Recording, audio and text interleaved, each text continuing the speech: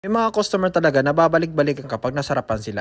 Nagaling Mga guys, for today's video, meron tayong mga old customer na bumalik. Siyempre, dahil namurahan sila, subok na daw nila ako. So, ito na nga guys, meron silang mga dalang mga perfume, as in, ang daming perfume. Tapos ang unang idea, gusto nila kasama nila yung box. Ang dami-dami nila linalagay. O, diba, may pa iPhone pa.